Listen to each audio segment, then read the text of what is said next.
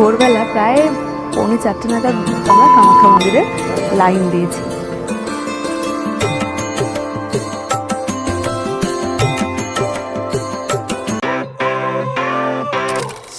অনেকদিন পর আবারও নতুন একটা ট্রাভেল ব্লগ নিয়ে চলে এসেছি। নমস্কার, আমি পিয়ালি আর আপনাদের স্বাগত জানাই পিয়ালির সাতকাহনে। তবে এবারের ভ্রমণ 2 চাকায় নয়, সপরিবারে আমরা চলেছি রেলগাড়ি চেপে গুয়াহাটির মা কামাখ্যার দর্শনের জন্য। আমরা আজ কলকাতা স্টেশন থেকে বেলা 12:25 নাগাদ সাইডাং এক্সপ্রেসে করে গুয়াহাটি যাচ্ছি। এই ট্রেনে আমাদের যাওয়ার অভিজ্ঞতা, কোন রুটে এটা যাচ্ছে, যদি এখানে একটু বলে রাখি ছোট্ট করে, এটা কিন্তু নতুন যে রুটটা হয়েছে কৃষ্ণনগর হয়ে, সেই রুটেই কিন্তু আমরা আজকের গুয়াহাটি পৌঁছাবো। আর এইবারের ভিডিওতে থাকছে কিভাবে আমাদের এই ট্রেনে যাচ্ছি, আমাদের ট্রেনের এক্সপিরিয়েন্স, সাথে গুয়াহাটিতে কিভাবে আমরা পুজো দিচ্ছি মন্দিরে কামাখ্যার, সাথে টুকটাক যদি এদিক ওদিক কোথাও ঘুরি সেটাও তুলে ধরবো, আর কোথায় থাকছি, কম খরচে কোথায় থাকছি সেটাও আপনাদের সাথে শেয়ার করব। এখন ঘড়িতে সময় প্রায় 10টা বেজে গেছে। আর দেরি না করে চটপট একটা ক্যাব বুক করে সোজা চলে যাব কলকাতা স্টেশন। কারণ আমাদের বাড়ির থেকে যেহেতু বয়স্ক মানুষকে নিয়ে যাচ্ছি সঙ্গে করে, কলকাতা স্টেশনে যেতে গেলে ওলা উবের করে গেলে বেটার হবে। মধ্যমগ্রাম থেকে নাগের বাজার হয়ে পাতিপুকুর মাছ বাজারের সামনে থেকে এগোতে থাকলাম। এখানে রাস্তায় যেতে যেতে চোখে পড়ল বেশ কিছু পরিযায়ী পাখি। কলকাতায় এই হালকা শীতের মরশুম, যে সময় শীত পড়বে সেই সময়ে চারিপাশে গাছে এমন পরিযায়ী পাখি দেখে মনটা কিন্তু বেশ ভালো লাগলো। যাই হোক, এরপর পরেশনাথ মন্দিরকে ডান হাতে রাখলাম, আর তারপর সোজা রাস্তা ধরে আরও বেশ কিছুক্ষণ এগোতেই ডান হাতে পড়লো আরজিকর মেডিকেল কলেজ, আর তার উল্টো দিকেই রয়েছে রেলওয়ে রিক্রুটমেন্ট বোর্ড। এই রেলওয়ে রিক্রুটমেন্ট বোর্ডের ঠিক পাশের রাস্তা থেকে সোজা এগোতে থাকলাম আর পৌঁছে গেলাম কলকাতা স্টেশন। এখানে একটু ছোট্ট করে বলে রাখি, অল্প খরচে কেউ যদি এই কলকাতা স্টেশন আসতে চান সেক্ষেত্রে কিন্তু চক্র রেলে কলকাতা স্টেশন পৌঁছানো বেস্ট অপশান। এছাড়া বিধাননগর স্টেশনে নেমে অটোতে করেও কলকাতা স্টেশন আসা যায়। কলকাতা স্টেশন পৌঁছে আমরা সোজা চলে এসেছি 3 নম্বর প্ল্যাটফর্মে। কলকাতা স্টেশন থেকে 13125 আজকের আমাদের কলকাতা সাইডাং এক্সপ্রেসটি এই 3 নম্বর প্ল্যাটফর্মটা থেকেই 12:25 ছেড়ে যাবে। আমরা আজকের টিকিটটা কেটেছি এসির 3rd ক্লাসের ইকোনমিতে, যার ভাড়া পড়েছে 1245 টাকা। এই ট্রেনটি কলকাতা স্টেশন থেকে ছেড়ে কৃষ্ণনগর এনজিপি আসাম হয়ে মিজোরামের সাইডাং পর্যন্ত যাবে। এই যে দেখুন, বলতে বলতে ট্রেনটাও দিয়ে দিয়েছে। যাই তাহলে এবার উঠে যাই। Good morning. আজ নেক্সট ডে। আমাদের ট্রেন এখন কামাখ্যা স্টেশন ঢুকছে। এই কামাখ্যা স্টেশন থেকে কামাখ্যা মন্দিরের দূরত্ব প্রায় ওই 5.5 কিলোমিটারের মতো। যারা মন্দিরের আশেপাশে থাকতে চান তারা কিন্তু এই কামাখ্যা স্টেশনেই নামতে পারেন। কামাখ্যা স্টেশনের আশেপাশেও সব রকমের কম দামি এবং বেশি দামি সব রকমের মোটামুটি হোটেল আছে। যদি মন্দির চত্বরের আশেপাশে থাকতে চান সেক্ষেত্রে আমি ডেসক্রিপশন বক্সে কয়েকটা হোটেলের ফোন নাম্বার দিয়ে দিলাম, চাইলে যোগাযোগ করে নিতে পারেন। চারপাশের প্রাকৃতিক সৌন্দর্য উপভোগ করতে করতে আমরা পৌঁছে গেলাম গুয়াহাটি স্টেশন। আমরা যেহেতু ভারত সেবাশ্রমে থাকবো তাই আমরা গুয়াহাটি স্টেশনেই নামছি। এই গুয়াহাটি স্টেশন থেকে মা কামাখ্যার মন্দিরের দূরত্ব 8.7 কিলোমিটারের মতো। আমাদের ট্রেন প্রায় 7:45 নাগাদ গুয়াহাটি স্টেশনে পৌঁছালো, যা মোটামুটি 1 ঘন্টা 15 মিনিট মতো লেট ছিল। আমাদের ট্রেনটা 1 নম্বর প্ল্যাটফর্মে আমাদের নামিয়েছিল। আমরা এই 1 নম্বর প্ল্যাটফর্মে ঠিক সামনের দিক থেকে এসকেলেটরে চেপে যাচ্ছি এখন 6 নম্বর প্ল্যাটফর্মের দিকে।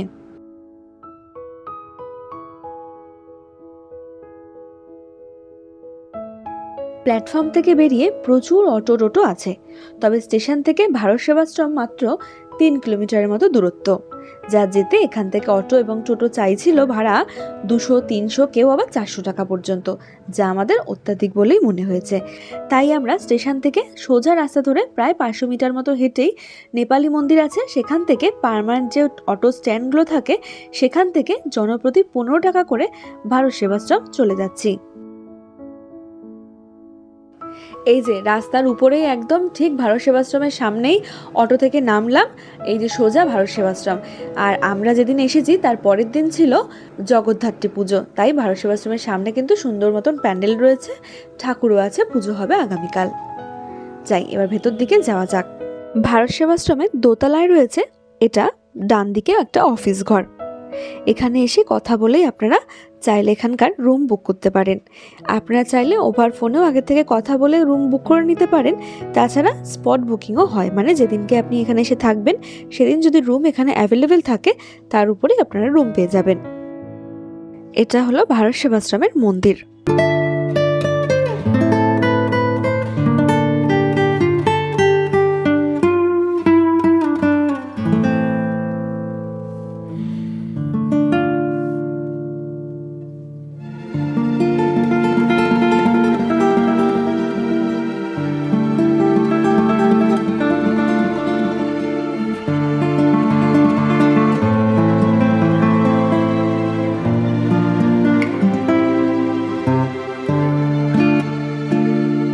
তিনতলায় এবং চারতলায় রয়েছে অতিথি নিবাস।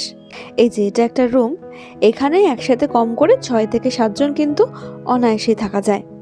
এই যে রুমের ভিতরে রয়েছে একটা টেবিল, আর রয়েছে তিনটে খাট, আর রয়েছে সঙ্গে একটা চেয়ার, বেসিক একটা আয়না মতো রয়েছে।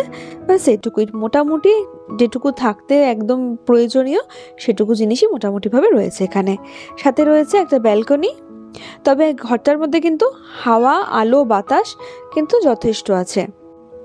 আর এই যে এটা হলো ওয়াশরুম।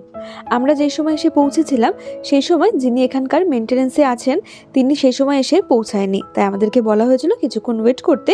কিছুক্ষণ পর তিনি এসে আমাদের রুম এবং বাথরুম পরিষ্কার করে যাবেন। এখন চলে এসেছি সোজা 4 তলায়। এই 4 তলায় দুটো রুম আছে, দুদিকে দুটো রুম আছে। আমরা এই 4 তলারই একদিকে একটা রুমে ছিলাম। আর 4 তলায় এটা হলো ভোগ কক্ষ। এই যে দেখুন, বিশাল বড় একটা হলঘর মতো রয়েছে, চারিদিকে প্রচুর বসার ব্যবস্থাও রয়েছে। ভক্তরা এখানে এসে প্রসাদ পায়। আর ওই পাশটাতে সোজা দেখা যাচ্ছে ওদিকটাতে কিন্তু রান্না হয়।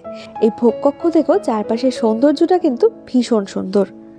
আমাদের এখানে এখন প্রসাদ পাওয়ার সময় হয়ে গেছে। এখানে সবকিছুই সেলফ সার্ভিস। ওই সামনের টেবিলে থালা এবং গ্লাস রাখা আছে, সেখান থেকে নিজে থালা এবং গ্লাস নিয়ে সামনে যেখানে সবাই প্রসাদ দিচ্ছে সেখানে লাইনে দাঁড়িয়ে একে একে প্রসাদগুলো নিয়ে সামনে এসে এখানে বেঞ্চের মধ্যে বসে প্রসাদ খেতে হয়। আজকের প্রসাদে রয়েছে ডাল, সয়াবিনের তরকারি আর পেঁপের ঘন্ট। তবে এখানে বলতে হবে প্রসাদের যদিও কোনো স্বাদ হয় না সত্যি, তবে আমরা যে প্রসাদটা পেয়েছি সত্যি অতুলনীয়। খুব খুব ভালো লেগেছে আমাদের। সকালবেলা ভারত সেবাশ্রমে পৌঁছে সেখানে বেশ কিছুক্ষণ রেস্ট করে দুপুরে ওখানে ভোগ প্রসাদ খেয়ে এখন আমরা বেরিয়েছি সামনেই 5 কিলোমিটার দূরত্বেই বালাজি টেম্পল দেখাচ্ছে। ভারত সেবাশ্রমের সামনে থেকে ম্যাক্সি ট্যাক্সি গাড়িগুলো এবং কিছু লোকাল বাসও আছে যাওয়ার জন্য। তবে সেখানে আমরা যেহেতু 4 জন আছি পাইনি, ফলে আমরা ওলা উবের বুক করে নিয়েছি। 127 টাকা পড়লো আমাদের উবেরে। আমাদের ভারত সেবাশ্রম থেকে বালাজি টেম্পলের দূরত্ব প্রায় 9 কিলোমিটারের মতো, আর স্টেশন থেকে বালাজি টেম্পলের দূরত্ব 10 কিলোমিটারের মতো। গুয়াহাটির আহমগাঁও এলাকায় এই বালাজি মন্দিরটি অবস্থিত। অবশেষে আমরা এসে পৌঁছালাম গুয়াহাটির বালাজি মন্দিরে। NH-37 এর ঠিক পাশেই এই মন্দিরটি অবস্থিত। এই মন্দিরটি খোলা থাকে প্রত্যেকদিন সকাল 8:30 থেকে দুপুর 1টা পর্যন্ত, আবার বিকেলবেলা 3:30 থেকে রাত্রি 8টা পর্যন্ত। ঢুকেই প্রথমে বাঁ হাতে গণেশজির মন্দির আছে। ভেতরে মোবাইল যেহেতু অ্যালাউ ছিল না সেজন্য অ্যালাউ করতে পারিনি। আমরা এখন যাচ্ছি মূল মন্দিরের দিকে। এই যে ঢুকে প্রথমেই এই সোজা এটা হলো গণেশজির মন্দির। বিশাল এক এলাকা নিয়ে তৈরি। প্রথমেই এদিকে রয়েছে গণেশ মন্দির, আর সামনে দেখা যাচ্ছে এটা হলো লক্ষ্মী মন্দির, আর তারপরে রয়েছে বালাজির মন্দির। আর যদি আপনারা গাড়ি নিয়ে আসেন সেক্ষেত্রে সোজা রাস্তা ধরে এগোতে থাকলেই কিন্তু গাড়ি পার্কিংয়ের সুব্যবস্থা আছে। এই মন্দিরটি অন্ধ্রপ্রদেশের বিখ্যাত তিরুপতি বালাজি মন্দিরের আদলে নির্মিত একটি মন্দির, যা 1998 সালে প্রতিষ্ঠিত হয়েছে। এখানে ভগবান বালাজি, গণেশ, দুর্গা ও মা লক্ষ্মীর মূর্তি আছে। বালাজি মূলত ভগবান বিষ্ণুর একটি রূপ, যিনি ভগবান ভেঙ্কটেশ্বর বা তিরুপতি বালাজি নামে পরিচিত। মূল মন্দিরের একদম সামনে ডান দিকে রয়েছে জুতো রাখার ব্যবস্থা। জনপ্রতি 2 টাকা করে এখানে জুতো রাখা হয়, আর এখানে সাথে রয়েছে হুইল চেয়ারেরও ব্যবস্থা, আর তার পাশেই রয়েছে জলের ব্যবস্থা। আর মন্দিরের বাঁ হাতে রয়েছে পুজোর সামগ্রীর একটা দোকানপাট। কেউ যদি পুজো দিতে চান তাহলে এখান থেকে পুজোর সামগ্রী নিয়ে নিতে পারেন। যেহেতু বালাজি আসলে বিষ্ণুই, সেই জন্য পুরীর মন্দিরে যেমনটা আমরা দেখেছিলাম একটা গরুর স্তম্ভ, এই মন্দিরেও কিন্তু যেহেতু বিষ্ণু পূজিত হয়, সেই জন্য একদম ঢুকতেই সামনেই মূল দুয়ারের সামনেই রয়েছে একটা গরুর স্তম্ভ।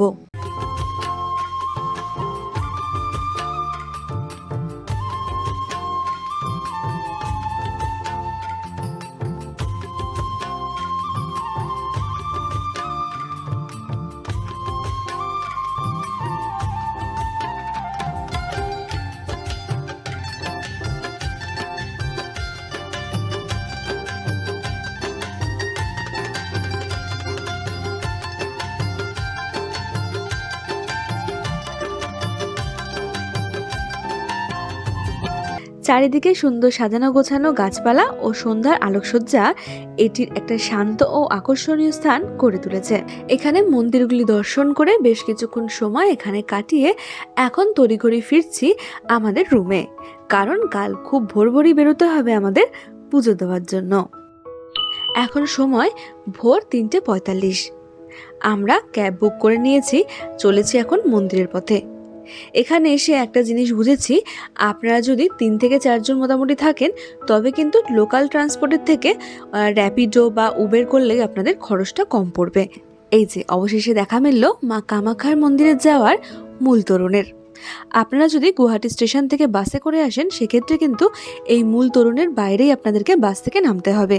আর এই তোরণের এই পাশ থেকেই পেয়ে যাবেন কিছু গাড়ি যারা আপনাকে একদম মূল মন্দিরের সামনে পৌঁছে দেবে। ঘড়িতে সময় ভোর 4:10। আমরা পৌঁছে গেছি মায়ের মন্দিরের প্রায় কাছাকাছি। এখানে প্রচুর দোকানপাট দেখলাম, সারা রাত ব্যাপী হয়তো খোলা থাকে। আমরা এখান থেকে এখন যাচ্ছি সোজা লাইন দিতে। SBI ATM এর ঠিক পাশ থেকে সোজা রাস্তা ধরে চলে গেছে লাইন। মোটামুটি আমরা 700-800 লোকের পেছনেই কিন্তু আপাতত এখন দাঁড়াচ্ছি। লাইন দেখে যা মনে হলো কিছু কিছু মানুষ আছেন যারা হয়তো আগের দিন একদম রাত থেকে, মানে হয়তো 10টা 11টা 12টা ওরকম সময় থেকেই হয়তো এসে লাইনে দাঁড়িয়েছে। ভোরবেলা প্রায় 3:45 নাগাদ ভারত সেবাশ্রম থেকে বেরিয়ে ওখান থেকে ওলা উবের করেছিলাম। উবেরে আমাদের পড়েছে প্রায় 450 টাকা মতো। এসে প্রায় 700-800 লোকের পেছনে আপাতত আমরা কামাখ্যা মন্দিরের লাইন দিয়েছি। এই লাইন থেকে জেনারেল টিকিট পাবো আর কি আমরা, আর VIP লাইন আলাদা আছে। আর টিকিট ভেতরে যখন ঢুকবো তখন ওখান থেকে ভেতরের মন্দিরের গর্ভগৃহে যাওয়ার লাইন দেখতে পারবো আর কি। আমরা এখন পর্যন্ত ডালা ঠালা নেইনি, আমাদের একজন পান্ডার সাথে কথা হয়ে আছে, তো গেটের সামনে গিয়ে কুপন কেটে গর্ভগৃহে দর্শন করে তারপরে আমরা আমাদের ডালাটা নেব। মন্দিরে যেহেতু অনেকক্ষণ লাইন দিতে হয় সেক্ষেত্রে আমার মনে হয়েছে আগের থেকে ডালা না কেনাই ভালো, কারণ আপনারা যে পান্ডার সাথে আগের থেকে কথা বলে রাখবেন সে পান্ডাই যদি আপনাদের ডালার ব্যবস্থা মন্দিরের ভেতরে করে রাখে সেক্ষেত্রে আপনাকে বেশিক্ষণ হাতে নিয়ে সেটাকে ঘুরতে হবে না। লাইনে দাঁড়াতে দাঁড়াতে এদিকে ভোর রাত থেকে সকালের আলো ফুটে গেছে। মোটামুটি তখন ঘড়িতে প্রায় সকাল 6টা বাজে যখন আমরা মেন এই গেট থেকে ভেতর দিকে প্রবেশ করলাম। এখানে ঢুকেই কিন্তু ভেবেছিলাম হয়তো সামনেই হয়তো এই টিকিট কাউন্টারটা ক্রস করেই হয়তো মন্দির, সেই আশা নিয়ে আমি এগোচ্ছিলাম। আর ভাবছিলাম 6টার সময় যেহেতু মূল মন্দিরের সামনে থেকে ঢুকে যাচ্ছি মেন গেটের সামনে থেকে, তাহলে হয়তো খুব একটা বেশি সময় লাগবে না। তবে দেখতে থাকুন, এরপরে আসে আসল টুইস্ট। এখানে লাইনে যেতে যেতে কিন্তু পাশে পাশে বসার ব্যবস্থাও রয়েছে। আমরা আস্তে আস্তে গুটি গুটি পায়ে এগোচ্ছিলাম লাইন ধরে, ভাবছিলাম হয়তো এক্ষুনি হয়তো টিকিট পেয়ে যাব বা ঢোকার এন্ট্রি পাস পেয়ে যাব, কিন্তু না, কাছাকাছি যেতেই ঘড়িতে বাজলো সেই সময় প্রায় 6:30 মতো।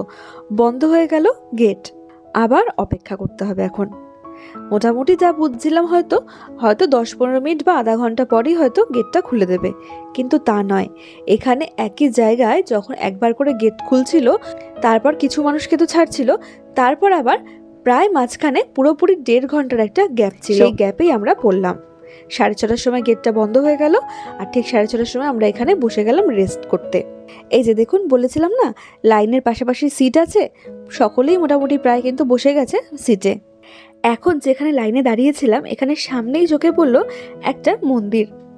গিয়ে দেখলাম এখানে মহাদেব রয়েছেন। সুযোগ পেয়ে গেলাম মহাদেবকে পুজো করার।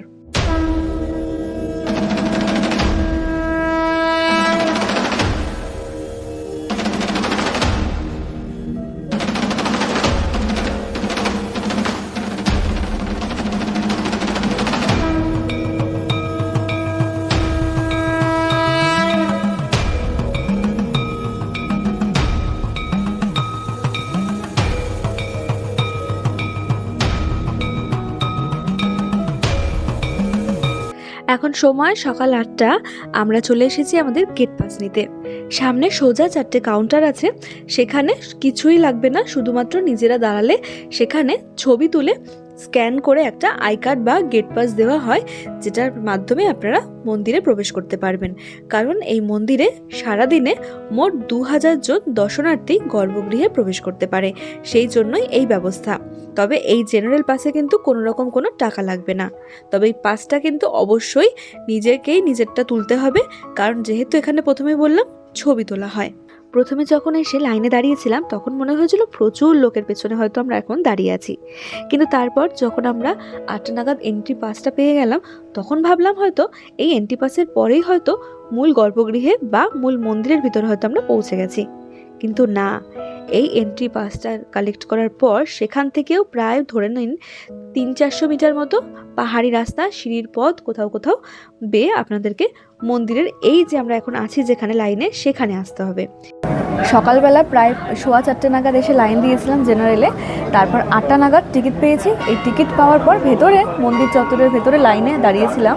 এখন 9:45 বাজে, একটু একটু করে লাইন এগোচ্ছে ঠিকই, আর ভেতরে এরকম লাইন দিয়ে আছে আর চারপাশ থেকে বসার জায়গা আছে। দেখা যাক কতক্ষণে আমরা ভেতরে মূল গর্ভগৃহে গিয়ে পুজো দিতে পারি।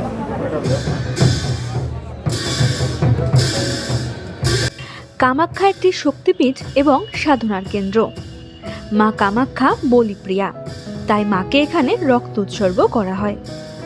লোকমতে শোনা যায় প্রাচীনকালে এখানে নরবলির প্রচলনও ছিল, তবে বর্তমানে মানত পূরণে পায়রা বলি, মহিষ বলি ও নিত্য পুজোয় ছাগ বলি হয়ে থাকে।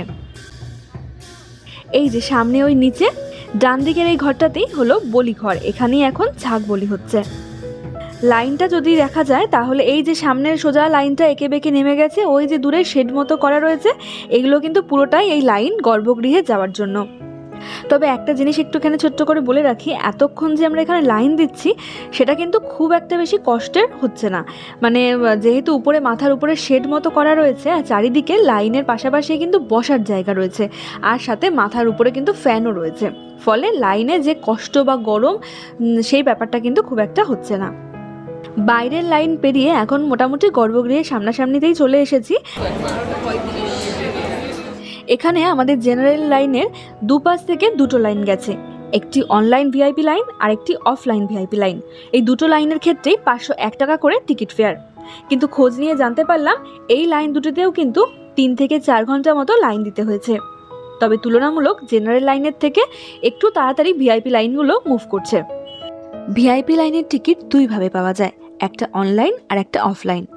অনলাইনের ক্ষেত্রে ওয়েবসাইটের লিঙ্ক আমি ডেসক্রিপশন বক্সে দিয়ে দিলাম, আর অফলাইন যদি টিকিট চান সেক্ষেত্রে কিন্তু যেদিন আপনি পুজো দেবেন সেই দিন ভোর 5টার থেকে কাউন্টার খোলে, 5টার সময় কাউন্টারে গিয়ে নিজস্ব একটা ভোটার কার্ড অথবা আধার কার্ড দেখিয়ে 501 টাকা দিয়ে টিকিট কেটে নিতে হয়। সকালবেলা প্রায় 4:30 নাগাদ লাইনে দাঁড়িয়েছিলাম, তারপর একে একে টিকিট কেটে একে একে গর্ভগৃহে প্রবেশ করেছিলাম।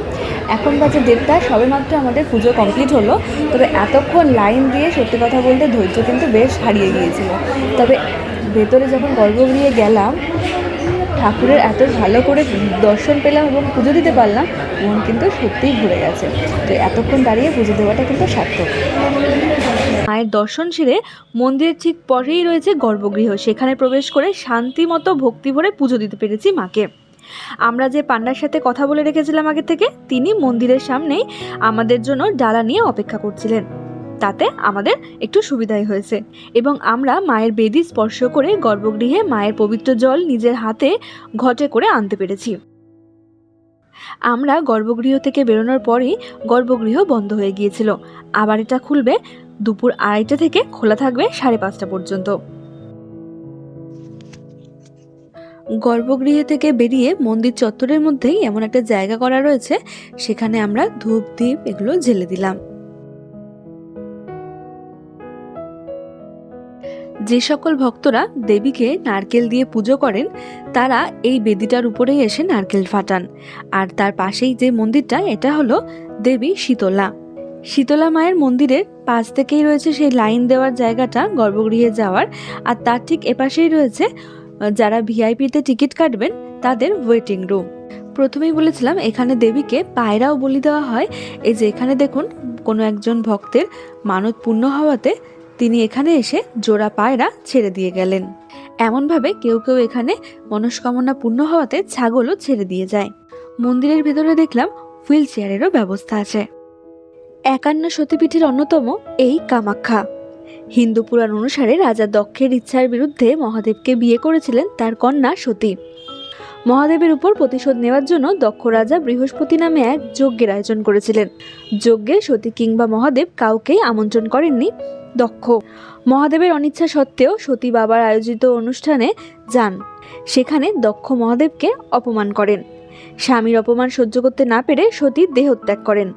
শোকাহত মহাদেব দেবী সতীর মৃতদেহ কাঁধে নিয়ে বিশ্বব্যাপী প্রলয় নৃত্য শুরু করেন। তখন তার তাণ্ডব বন্ধ করতে অন্যান্য দেবতাদের অনুরোধে ভগবান বিষ্ণু তার সুদর্শন চক্রকে আজ্ঞা দেন মহাদেবের অগোচরে থেকে সতীর দেহকে টুকরো টুকরো করে দেওয়ার জন্য। এবং এতে সতীর দেহ 51টি খণ্ডে বিভক্ত হয়ে ভারতীয় উপমহাদেশের বিভিন্ন প্রান্তে ছড়িয়ে পড়ে এবং সেই প্রত্যেকটি জায়গায় শক্তিপীঠ বা সতীপীঠ নামে পরিচিত হয়। কামাখ্যাও সেই শক্তিপীঠের অন্যতম একটি। গুয়াহাটির এই কামাখ্যা মন্দিরে দেবী সতীর যোনি পড়েছিল। গর্ভগৃহে ক্যামেরা অ্যালাউ না থাকায় অবশ্যই সেখানে কোনো রকম ভিডিও করতে পারিনি। তবে এখানে বলে রাখি, গর্ভগৃহটি ছোট ও অন্ধকারাচ্ছন্ন। সরু খাড়াই সিঁড়ি পেরিয়ে এখানে পৌঁছাতে হয়। এটিতে প্রায় 10 ইঞ্চি গভীর একটি গর্ত দেখা যায়। একটি ভূগর্ভস্থ প্রস্রবণের জল বেরিয়েই এই গর্তটি সবসময় ভর্তি থাকে। এই শিলাখণ্ডটি দেবী কামাখ্যা নামে পূজিত হয়। হিন্দু ধর্মের বিশ্বাস অনুযায়ী আষাঢ় মাসের বিশেষ 3টি দিন পৃথিবী বা ধরিত্রী ঋতুমতী হয়, যা আমরা অম্বুবাচী নামে জানি। এই কামাখ্যা মন্দিরে সেই সময় 3 দিন ধরে চলে বিশাল এক উৎসব, চলে বিশাল মেলাও। তবে এই 3 দিন মন্দির কিন্তু সম্পূর্ণরূপেই বন্ধ থাকে, দর্শন করা যায় না দেবীর। এই সময় গর্ভগৃহে যোনি প্রস্তরটির উপর একটি কাপড় দিয়ে ঢেকে দেওয়া হয়, যা উৎসবের শেষের 3 দিন পর যখন মন্দির খোলা হয় তখন সেই কাপড়টি সম্পূর্ণরূপে ভিজে যায় এবং পরে এই কাপড়ই ভক্তদের মধ্যে উপহার হিসেবে বা প্রসাদ হিসেবে বিতরণ করা হয়। মানা হয় সেই রক্ত বস্ত্র ধারণ করলে মনস্কামনা পূর্ণ হয় ভক্তদের। পুজো দিয়ে ভালোভাবে দর্শন করে এখন এসেছি মা অন্ন সেবা কেন্দ্রে ভোগ খাওয়ার জন্য। পেয়ে গেছে হাতে কুপন, পেছনে রয়েছে হাত ধোয়ার জায়গা, এই সামনে রয়েছে লাইন। এখন বাজে 2:30 মতো, খুব একটা বেশি কিন্তু এখন লাইন নেই, হালকাই রয়েছে। মন্দির থেকে বেরিয়ে আমরা এখন এসেছি মা কামাখ্যা অন্নসেবা ফাউন্ডেশনে। এখানে বেলা 12টা থেকে বিকেল 4টে পর্যন্ত প্রত্যেক দিন ভোগ খাওয়ানো হয় বিনামূল্যে। বলা হয় কেউ কখনো এখান থেকে খালি পেটে ফেরেন না। এই যে এদিকে এখনো ভোগ রান্না চলছে, আর এই যে সামনে এখানে টিকিট জমা দিয়ে এক এক করে থালা নিয়ে সামনে এক এক করে ভোগ প্রসাদটা থালায় নিয়ে নিতে হচ্ছে। ভোগ পেয়ে গেছে, দাঁড়িয়ে দাঁড়িয়ে এই যে আমরা প্রসাদ নিয়ে এখানে চলে এসেছি। এই যে এখানে বেঞ্চের মধ্যে থালা রেখে একসাথে অনেকে মিলে প্রসাদ খাওয়ার ব্যবস্থা রয়েছে। আজকের প্রসাদে আছে খিচুড়ি, পনিরের তরকারি, সয়াবিনের তরকারি, পায়েস আর পাঁপড় ভাজা, যার স্বাদ এক কথায় অমৃত। এই যে প্রসাদ খেয়ে আমরা এখানে একটা ছোট্ট দোকান থেকে বেশ কিছু জিনিসপত্র কেনাকাটি করে নিলাম। প্রচুর স্টক আছে এই দোকানটাতে, আর এই দোকানে যা দাম বললো সেগুলো ঠিকঠাক বলেই মনে হয়েছে আমার।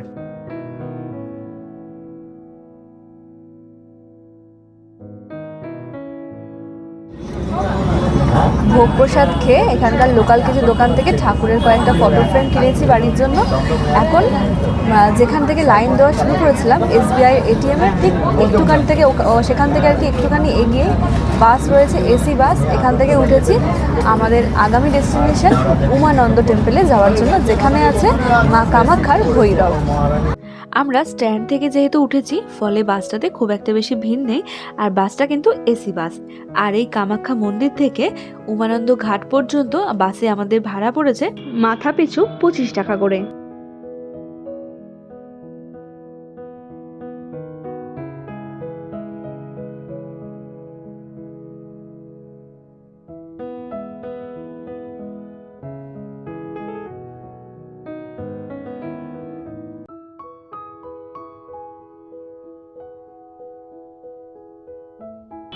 বাস থেকে আমরা সোজা উমানন্দ ঘাটে নেমে পড়লাম।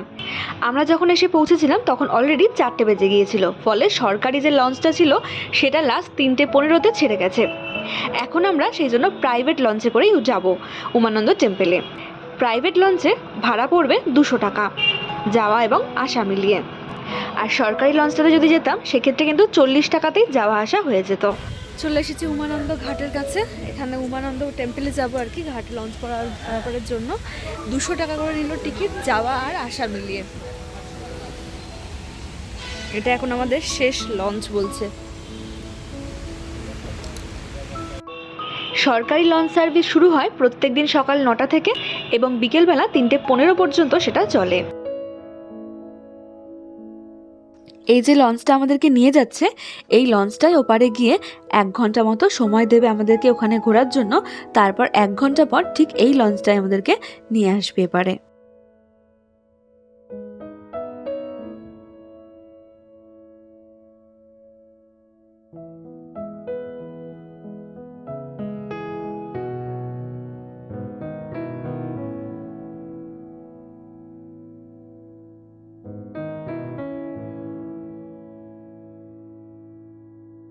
দামোদর নদের উপর অবস্থিত সামনের ওই দ্বীপটিতেই বাবা ভৈরব অবস্থান করছেন।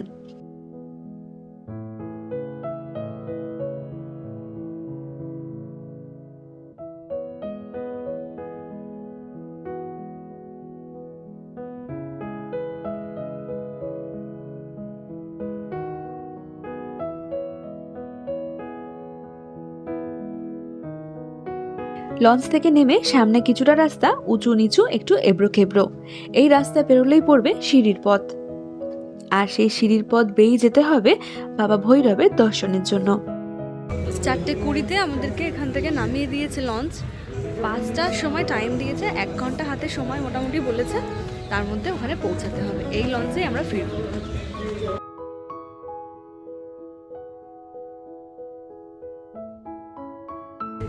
উঠেই প্রথম হনুমানজির দর্শন করে হনুমান মন্দির থেকে আবার এগিয়ে চলেছি বাবা ভৈরবের দর্শনের জন্য।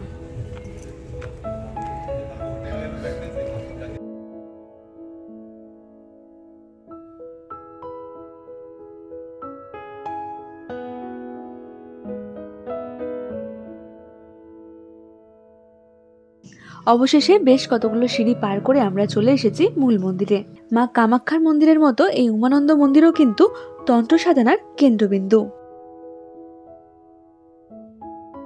এখানে ভগবান গণেশের মন্দির রয়েছে, যার সামনে রয়েছে তার বাহন ইঁদুরও। মা কামাখ্যার ভৈরব হলেন উমানন্দ শিব, যিনি ব্রহ্মপুত্রের মাঝে এই ছোট্ট একটা দ্বীপের মধ্যে উমানন্দ নামে বিরাজমান, যা কামাখ্যা মন্দির চত্বরের একটি গুরুত্বপূর্ণ অংশ এবং এটি শিবের একটি জাগ্রত রূপ, যিনি মা কামাখ্যার রক্ষাকর্তা। বলা হয় মা কামাখ্যার দর্শনের পর বাবা ভৈরবের দর্শন না করলে তীর্থ বৃথা। আমরা ভেতরে গিয়ে উমানন্দ টেম্পেলে বাবা ভৈরবের দর্শন সেরে নিয়েছি খুব ভালোভাবে। ভেতরে পুজো দেওয়ারও ব্যবস্থা ছিল, তবে সেখানে কিন্তু ভেতরে অ্যালাউ ছিল না যেহেতু ভিডিও করা, তাই জন্য ভেতরে গিয়ে ভিডিও করতে পারিনি। আমরা যখন এখানে এসেছিলাম তখন বাজছিল প্রায় 4:15 মতো, আর এখন আধা ঘন্টার মধ্যে পুরো টেম্পেল ঘোরা হয়ে গেছে। এখন বাজে 4:45। পেছনে আমাদের লঞ্চ দাঁড়িয়ে আছে, যাচ্ছি লঞ্চে ওঠার জন্য। এই যে সামনে আমাদের লঞ্চ দাঁড়িয়ে আছে, উঠে পড়বো চটপট করে। সামনে যে ক্রুজটি দেখছেন সেই ক্রুজে করে কিন্তু চাইলে ঘুরতেও পারেন। পুরো দামোদর নদের উপর ঘোরাবে, সঙ্গে আপনারা চাইলে লাঞ্চ, ডিনার অথবা ইভিনিং স্ন্যাক্সেরও ব্যবস্থা থাকে। এছাড়া ব্রহ্মপুত্র নদের উপর রোপওয়েতে চড়ারও ব্যবস্থা আছে, যা উমানন্দ দ্বীপের উপর থেকেই যাতায়াত করে, যার জন্য মাথাপিছু খরচ পড়ে 200 টাকা। এবারের মতো আজকের আমার এই ভিডিওটা তবে এখানেই শেষ করলাম। দেখা হবে তাহলে নতুন কোনো জায়গায় নতুন কোনো ভিডিওর সাথে। ততক্ষণের জন্য ভালো থাকবেন, সুস্থ থাকবেন। আর আমার আজকের এই ভিডিওটা ভালো লাগলে ভিডিওটাকে কিন্তু লাইক করে আপনার মতামতটা কমেন্ট সেকশনে জানাতে ভুলবেন না। ভালো থাকবেন, নমস্কার।